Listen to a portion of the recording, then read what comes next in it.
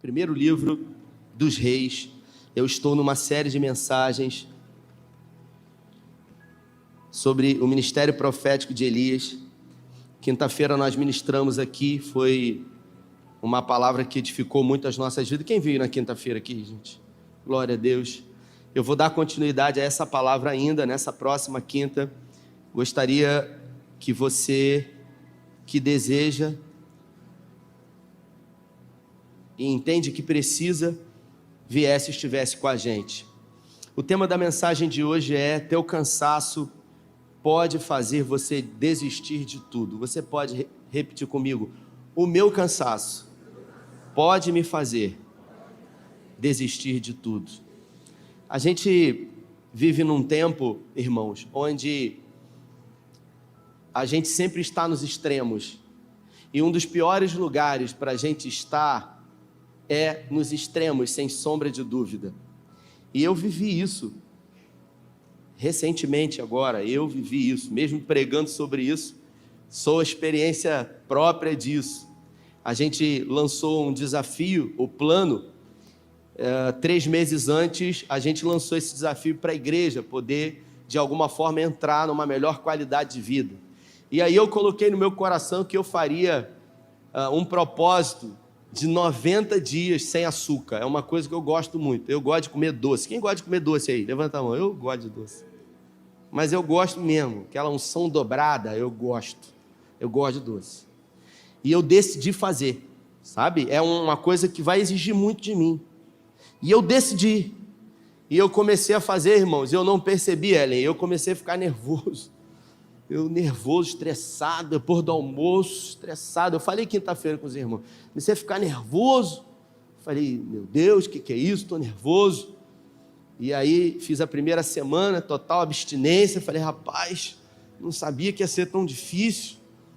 Como é que eu vou fazer 90 dias, Senhor? Aquela coisa toda, 90 dias sem açúcar. Um cara que come todo dia. É loucura, é você querer se colocar aqui, ó. É o extremo, beleza. É possível, vamos lá, eu fiz. Primeira semana, segunda semana, terceira semana, foi terrível. Quarta semana, quinta semana, eu percebi, irmão, que meu humor já não era mais o mesmo. E eu consegui fazer 45 dias. Quando teve a festa da roça, eu falei, não, festa da roça tem licença para isso. É a licença poética para você comer. E eu falei, não, os irmãos dizendo, vai ter canjica, vai ter arroz doce, vai ter aquele que bota leite condensado em cima, como é que é o nome? Isso aí é doideira para mim. Cuscuz. E aí eu falei, não, na festa da roça eu vou parar. Só que, o que eu fiz? Eu estava desse lado de cá, pastor Juan. E eu falei, na festa da roça eu não quero nem saber. Então, quando chegou no dia da festa da roça, eu já fui no hortifruti cedo. E eu falei, eu vou sair do propósito hoje. E eu decidi sair do propósito no hortifruti. Estava tendo degustação de caldo de cana. Irmão, eu tomei um vidro de caldo de cana, daqui a pouco eu comecei a tremer, irmão. 45 dias sem açúcar, você toma caldo de cana. Mandei mensagem até para o médico, falei, cara, meu coração... Rapaz, eu comecei a suar, pedi uma água, falei, meu Deus, o que está acontecendo? Uma overdose de açúcar. E aí falou, rapaz, você não pode fazer isso, cara. E aí o que eu fiz? Eu estava naquele extremo, 45 dias sem açúcar. Eu fiquei 2 semanas com a cara no doce aqui, ó, desse lado de cá. Eu vou comer, não quero nem saber, meu. Passei naquela loja ali, na Joaquim Nogueira, já comprei 2 potes de sorvete, botei no congelador, toda hora ia com a caneca, com cobertura em cima. Glória a Deus, aleluia. E aí chega uma hora que você fala assim, meu Deus, que doideira que estou fazendo, cara, na minha vida. Não pode. E aí eu falei, não, segunda-feira eu vou voltar para o propósito. Segunda-feira passada. Falei, Carlinhos, ó, acaba com esse negócio de doce aí em casa, não quero saber, dá um fim nisso aí. Dá um fim nessas coisas todas aí, porque segunda-feira eu vou começar o propósito. E ela, não, tudo bem. E aí segunda-feira eu já comecei o propósito, não foi depois do almoço. Negócio aqui, você que é viciado igual a mim, sabe? Tem que confessar, né? Aquele que confessa e deixa, alcança, que a misericórdia me alcance, sabe, Tiago? Eu comecei, cara, uma gastura, comecei a ficar nervoso de novo. Cheguei em casa de noite, o Tito em cima de mim, papai, falei, meu filho, seu pai está nervoso, pelo amor de Deus, espera, não posso. Aí quando foi terça-feira eu vim trabalhar de novo, uma loucura, um mau humor terrível. Eu falei, rapaz, que doideira, como é que eu vou fazer 34 dias agora de novo? Eu falei, meu Deus, que doideira. Parei e falei assim, pô, o que eu estou fazendo com a minha vida, cara? Nos extremos, lá do outro lado, 45 dias, aí 2 semanas com a cara no doce aqui, cara, mas comendo mesmo, com vontade. Aí agora eu volto para lá, mais 34 dias, pior lugar para estar é nos extremos. Aí eu, terça-feira, cheguei em casa, à noite, falei, tomara que Carla não tenha me ouvido, não tenha jogado fora nada. Fui na geladeira, peguei o pó de sorvete, peguei uma caneca, enchi até a boca, sentei na varanda, comecei a olhar para cima, falei, coisa boa, aproveitar a vida, né? Coisa boa, com responsabilidade, não vou ficar igual aquelas 2 semanas direto, mas, sabe, as pessoas não têm nada a ver com isso, sendo, sabe, alvo de patadas, porque eu estou fazendo um propósito. Irmãos, sinceramente, Deus não quer isso, esse tipo de sacrifício. Não foi um propósito espiritual, não foi. Mas isso me levou a me deformar em algum momento. E aí eu falei, agora a gente tem que buscar o equilíbrio. O equilíbrio. E eu falei com responsabilidade. Depois do almoço sempre um docinho, um negocinho, um brigadeirinho, um docinho, né? Hoje foi um sorvetinho. Robson está lá atrás, né? Sorvetinho de banana. Ele me botou no mau caminho. Tem um sorvete de banana com chocolate ali naquele negócio ali, irmãos. Aquilo ali é coisa de crente. Se aquilo não tiver no céu, eu não sei o que vai ter lá de delícia. Porque a Bíblia fala que o céu é lugar de delícias. Aquilo é uma delícia. Mas abra sua Bíblia aí, falando ainda sobre equilíbrio, né? Se você pode. Primeiro livro dos Reis, capítulo 19, versículo 1. Acabe contou a Jezabel, dando continuidade que eu preguei quinta, tudo o que Elias tinha feito, até mesmo o massacre dos profetas. Jezabel imediatamente enviou um mensageiro para alcançar Elias, dizendo: os deuses vão castigar você por isso, vou me vingar de você. Juro que até amanhã, a essa hora, você estará tão morto quanto aqueles profetas. Elias havia matado os 850 profetas de Baal, ele mesmo matou. Quando Elias percebeu a situação, fugiu para Berseba. Repita comigo, fugiu para Berseba. No extremo sul de Judá, olha só a palavra, extremo, ele foi para o extremo. Deixou o seu ajudante ali e caminhou mais um dia no deserto. Chegou até um zimbro, sentou-se à sombra e pediu a morte. Basta, Eterno, leva a minha vida, estou pronto para descer à sepultura com meus antepassados. Exausto, caiu num sono debaixo do zimbro. De repente, um anjo do Senhor o acordou. Levante e coma. Olhando em redor, para sua surpresa, deparou perto da sua cabeça com um pão assado sobre as brasas, um jarro de água. Ele comeu e voltou a dormir. Deixa eu só ver um negócio aqui. Isso. De repente, o anjo do Eterno voltou a acordá-lo e disse, versículo 7, isso: levante-se e coma um pouco mais. Você tem mais uma longa viagem pela frente. Ele se levantou, comeu, bebeu e partiu. Sustentado por aquela comida, caminhou 40 dias e 40 noites até chegar em Horebe, o monte de Deus. Chegando lá, entrou numa caverna e dormiu. A palavra do Eterno veio a ele: o que você está fazendo aí, Elias? E ele respondeu: tenho dedicado a minha vida inteiramente ao Senhor dos exércitos de anjos. O povo de Israel abandonou a sua aliança, destruiu os lugares de adoração e matou os profetas. Eu sou o único que restou e agora estão querendo tirar a minha vida também. O Eterno disse: sai e fique no monte diante do Eterno. O Eterno passará ali. Um vento muito forte varreu o monte, partiu e esmigalhando as pedras diante do Eterno, mas o Eterno não estava no vento. Depois do vento veio um terremoto, mas o Eterno não estava no terremoto. Depois do terremoto veio fogo, mas o Eterno não estava no fogo. Por fim, depois do fogo, uma brisa suave começou a soprar. Quando Elias sentiu a brisa, cobriu a cabeça com a capa e foi para a entrada da caverna e ali esperou. Uma voz suave perguntou: então, Elias, diga-me outra vez, o que você está fazendo aqui? Elias respondeu: tenho dedicado toda a vida inteiramente ao serviço do Eterno, Deus dos exércitos de anjos, porque o povo de Israel abandonou a sua aliança, destruiu os lugares de adoração e matou os profetas. Sou o único que restou e agora estão querendo tirar a minha própria vida. Feche os seus olhos. Pai, essa é a tua palavra e nessa noite, em graça, pedimos que o Senhor fale conosco, que o Senhor ministre aos nossos corações, que o Senhor use a tua palavra, que é poderosa, como uma porção prática para os nossos dias atuais. Oramos com fé em nome de Jesus, amém. O tema da mensagem é: o teu cansaço pode fazer desistir de tudo. Irmãos, a gente vive um tempo onde, inevitavelmente, a gente está sempre lutando contra alguma coisa ou contra alguém. Inevitavelmente, os dias, eles exigem de nós estarmos sempre com a guarda levantada, porque a gente vive lutando. É luta financeira, é luta espiritual, é luta emocional, é crise no casamento, é problema com os filhos, é crise na profissão, na identidade. E isso faz com que, às vezes, a gente viva em luta por muito tempo. E pelo fato da gente estar lutando muito tempo, é natural que em algum momento a gente dê sinais de cansaço.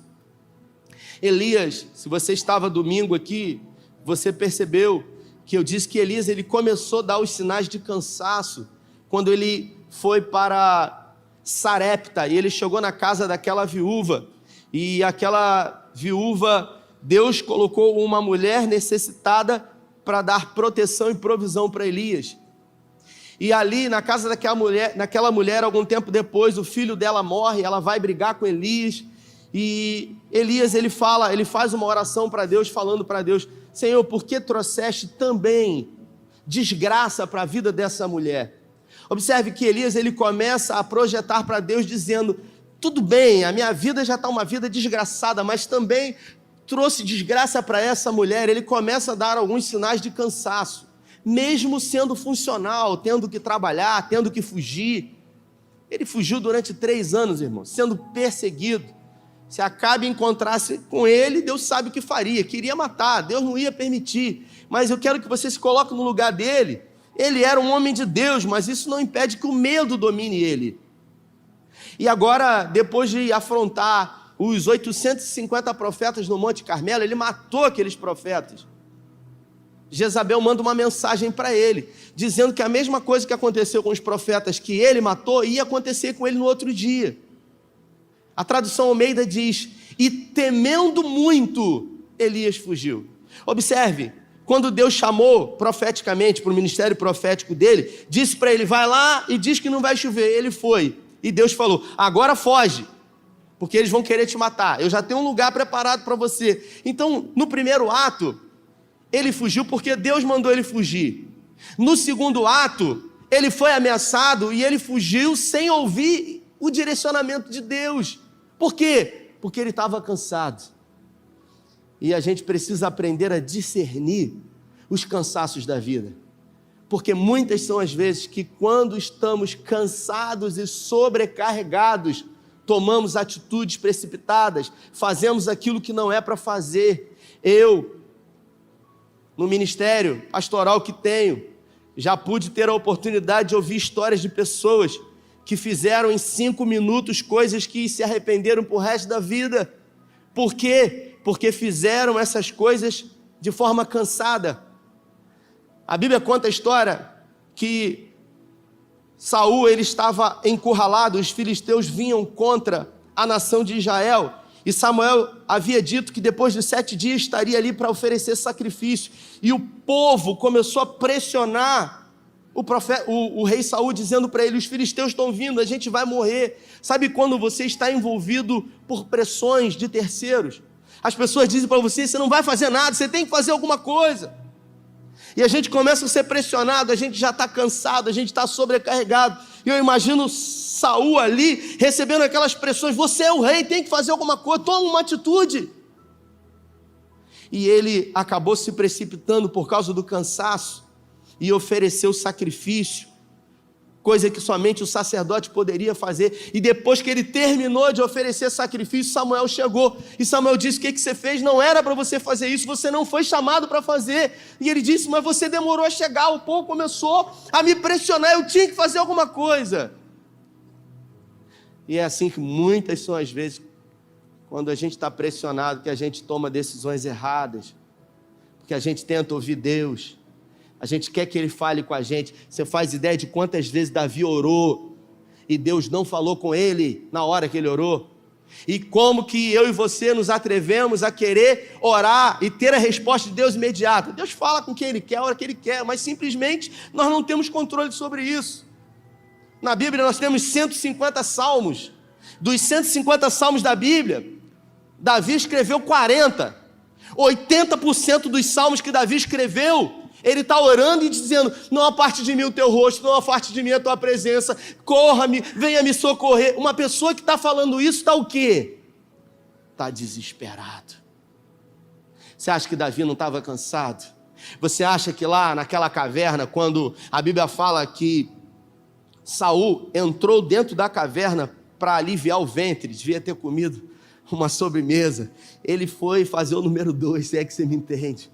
E a Bíblia fala que ele abaixou a vestimenta dele, ele estava naquela posição, e o exército de Davi: agora é a hora, vamos matar. E sabe quantos anos? Você sabe quantos anos Davi fugiu de Saul? 17 anos, repita, 17 anos. 17 anos fugindo sem resposta, irmão. Mas ele não se precipitou, ele decidiu escolher o caminho mais difícil, que é o caminho de esperar em Deus. Ele não se desesperou, porque quem deixa de esperar se desespera, quem se desespera, deixa de esperar. Ali ele poderia sofrer as pressões e dizer: vamos acabar logo com isso, vamos ajudar Deus, se a gente matar eu vou ser rei. Deus não precisa da sua ajuda e nem da minha ajuda. Deus, Ele continua no controle, mesmo que eu e você não estejamos entendendo. Agora nós é que precisamos entender que a gente precisa discernir os nossos cansaços. Eu entendi que o pior lugar para estar era nos extremos, e eu falei: eu não vou entrar nessa loucura de mais 30 e poucos dias, porque isso vai fazer mal para mim e para os outros que estão à minha volta. Porque eu fiquei 45 dias cansado. E quantas são as vezes que você já está num processo de luta há muito tempo? Eu ouço pessoas dizerem: eu estou cansado de estar cansado, eu estou cansado de lutar o tempo inteiro, eu não posso parar, eu não tenho descanso. Só que a gente precisa entender que as guerras, elas nunca vão acabar, nunca. No mundo tereis aflições. Nós é que precisamos achar a nossa medida. Jezabel afrontou, ele enfrentou 850 profetas e fugiu por causa de uma mulher. Porque as lutas, os desertos, eles tendem a nos deformar, a deformar a nossa identidade. Elias, ele começou a achar que realmente ele era o único. A sua identidade começou a ser tocada. Se você observar, todas as vezes que a Bíblia, e eu fui conferir naquela tradução quando eu olhei para trás, a Bíblia, às vezes, ela fala assim: um anjo do Senhor, quer dizer que Deus mandou um anjo lá. E existem momentos que a Bíblia fala o anjo do Senhor. Repita comigo: o anjo do Senhor. Quando ela fala o anjo do Senhor, quer dizer que o próprio Deus foi lá. E esse texto diz que o anjo do Senhor apareceu a Elias. O anjo, ele estava lá na caverna, no extremo. E aí o anjo apareceu para ele e falou assim: o que você está fazendo aí? Come dessa comida aí, porque você tem muita viagem pela frente. Ele comeu, ele dormiu, descansou. O anjo acordou ele e falou para ele: olha, coma de novo e saia daí e volte. E a Bíblia fala o anjo do Senhor.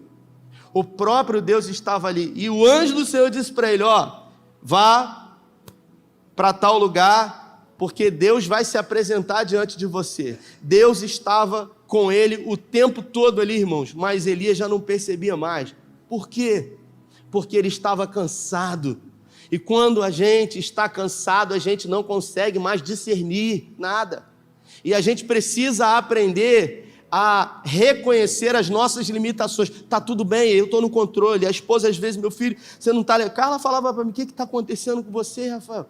E eu vou imaginar que é por causa do açúcar, eu só descobri depois que eu comecei a comer.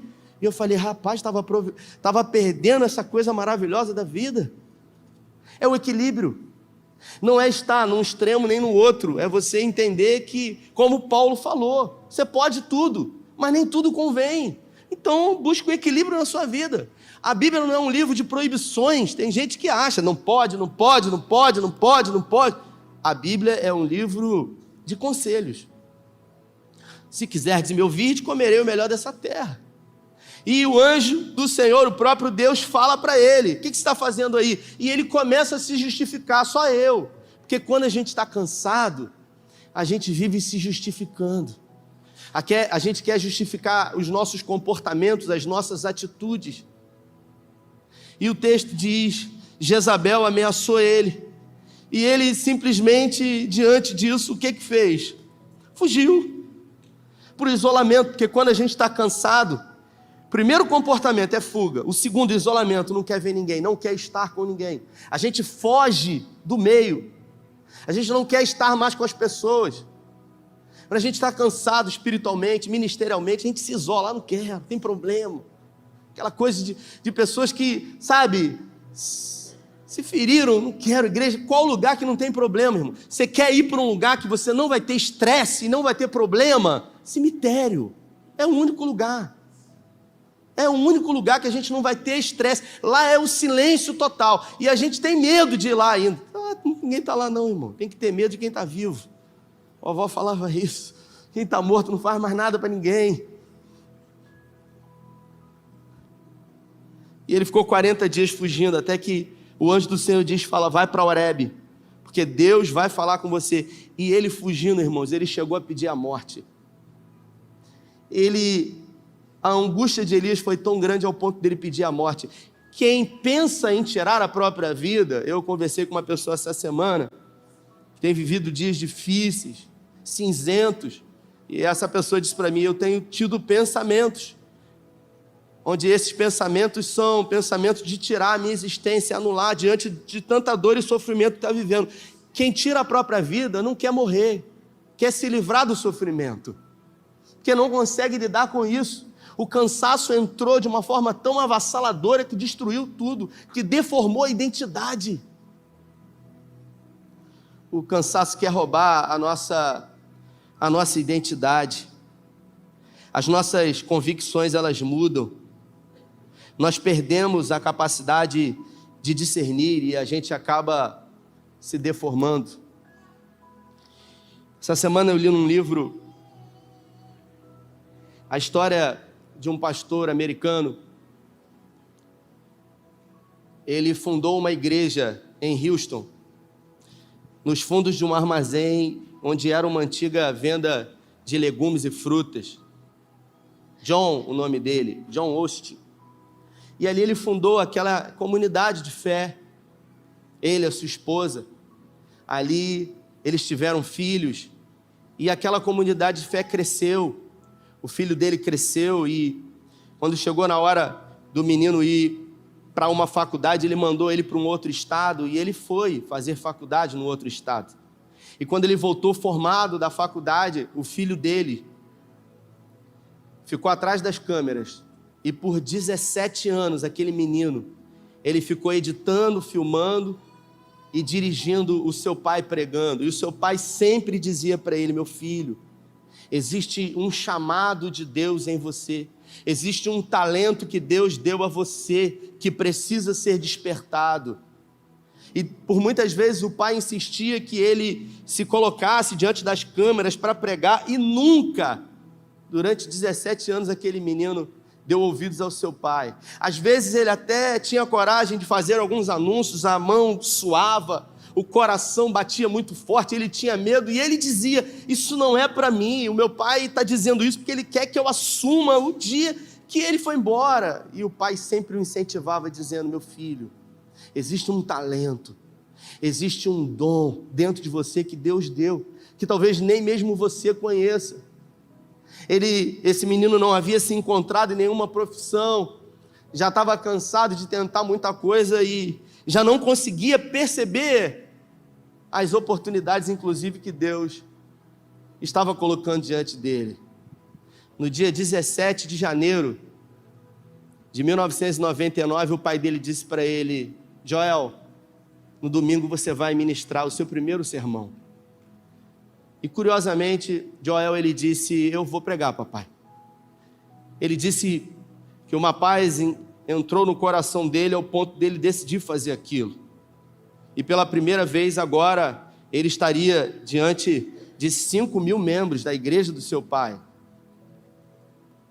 E o seu pai, naquela semana, foi hospitalizado com problemas no rim, fazia hemodiálise e assistiu o primeiro sermão do seu filho, Joel Osteen, internado num hospital. 4 dias depois, o seu pai havia falecido. 2 semanas depois, ele assumiu a igreja com o primeiro sermão. Talvez você diga assim: poxa, mas era uma coisa que iria acontecer, é natural. Se o pai dele morresse, ele iria assumir. Acontece todo dia isso, gente. Todo dia pessoas bem-sucedidas, em algum momento envelhecem, morrem e os seus filhos, os seus herdeiros assumem.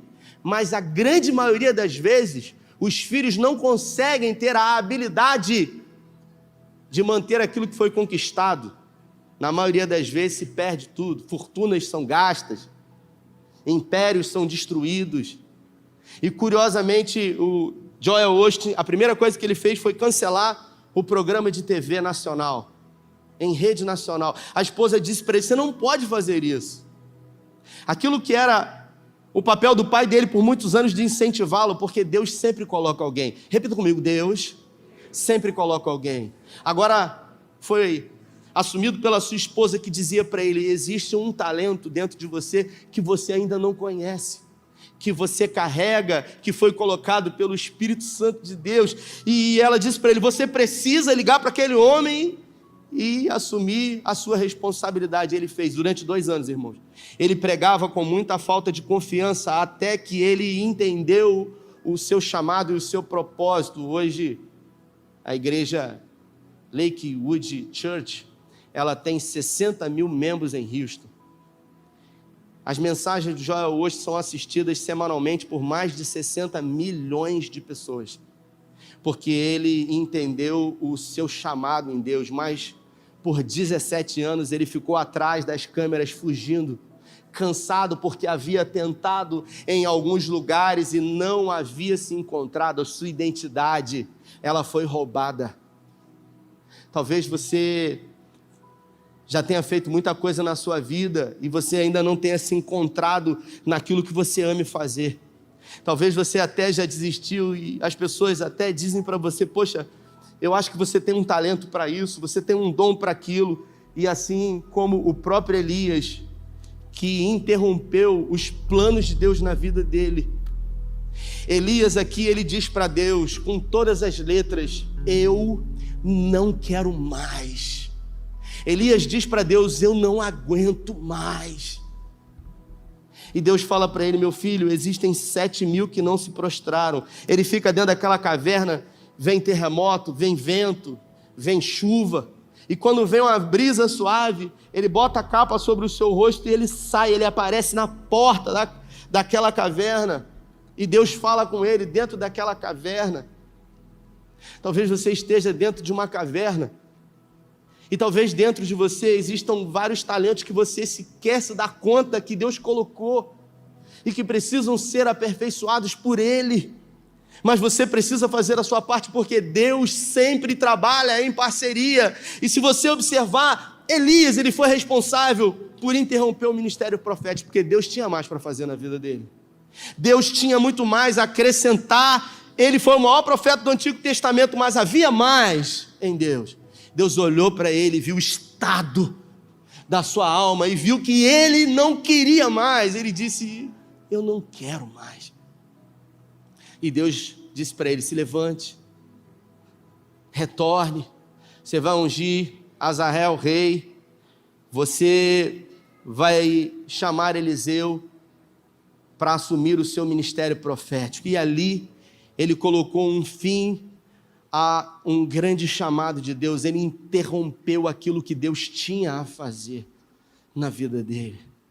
Eu não sei se em algum momento, diante do cansaço, diante de lutar durante muito tempo, você em algum momento tem até desistido daquilo que Deus te deu, daquilo que Deus te entregou, daquilo que Deus colocou diante de você para que você possa cuidar. Talvez diante das guerras que você tem lutado há muito tempo, você simplesmente desistiu como Elias. Você disse, eu não quero mais. Mas Deus colocou essa palavra no meu coração para dizer para você. A mesma coisa que John Osteen, o pai de Joel Osteen, disse para ele. Existem talentos dentro de você que nem mesmo você ainda identificou, que o Espírito Santo de Deus colocou e que precisam ser multiplicados por você na obra de Deus. Deus tem uma obra na sua vida. Deus, ele usa uma prerrogativa para levantar e comissionar pessoas, e a prerrogativa que ele usa nunca é de pessoas paradas. Deus nunca chamou ninguém que estava à toa, ele sempre chamou alguém que estava ocupado fazendo alguma coisa. E se você está ocupado fazendo alguma coisa, é com você que Deus vai contar para uma grande obra. Eu queria que você se colocasse de pé. Nesse primeiro domingo do mês de agosto, a mensagem que Deus colocou no meu coração é: o teu cansaço pode fazer você desistir de tudo. Você e eu precisamos aprender a discernir o nosso cansaço, porque pessoas cansadas fazem escolhas erradas. Pessoas sobrecarregadas emocionalmente vão decidir segundo a emoção e não segundo a razão. Não, pastor, são pessoas que me procuram o tempo todo com decisões a tomar e trazem para mim como quem eu deveria escolher, faz isso ou faz aquilo. Seria leviano da minha parte, porque a vida é sua e as consequências serão suas. É muito fácil para eu dizer, não, faz isso ou faz aquilo, quando é você que vai arcar com as consequências, quando na verdade a gente tem que aprender a discernir esse tempo. Se eu estou cansado, eu preciso de descanso, e nem sempre o descanso é um descanso físico, porque às vezes a gente dorme no fim de semana, vê série o dia e a noite, e a gente acorda mais cansado ainda. Elias, ele lutou 3 anos, fez com que a identidade dele fosse deformada, e ele só deu justificativas diante de Deus. Então eu creio que Deus colocou essa palavra no meu coração, e eu queria orar com você. Eu queria orar com você porque eu creio que tudo pode ser novo na sua vida a partir de hoje. Então, se essa palavra falou com você, enquanto eles vão adorar, eu queria que você viesse aqui diante do Senhor e você começasse a pedir a Ele que renovasse as suas forças. É você e Deus. Essa pessoa que está do seu lado, ela não pode fazer nada por você, a não ser atrapalhar você. Então pede licença, fala, não me atrapalha não, porque eu preciso ir lá, é comigo. O Espírito Santo de Deus falou comigo. É sobre essa canção, Pai, porque Ele vive.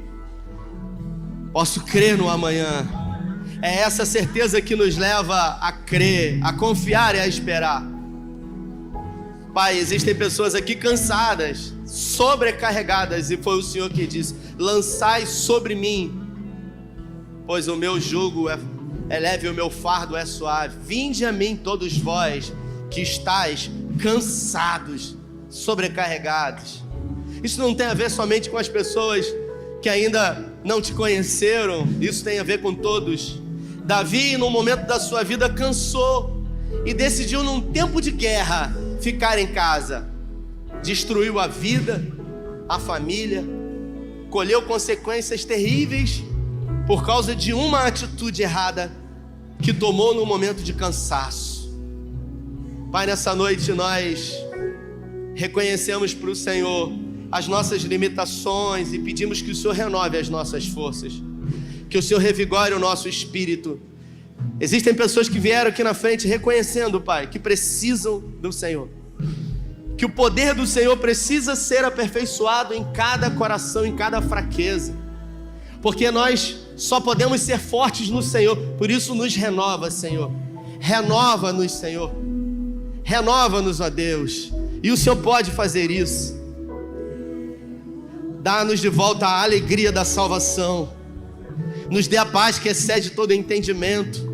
Se o sono for embora, nos dê de volta o sono do justo, porque ele deita e logo pega no sono, porque o Senhor é com ele. Eu declaro, pelo poder do nome de Jesus, eis que o Senhor faz novas todas as coisas nessa noite na sua vida.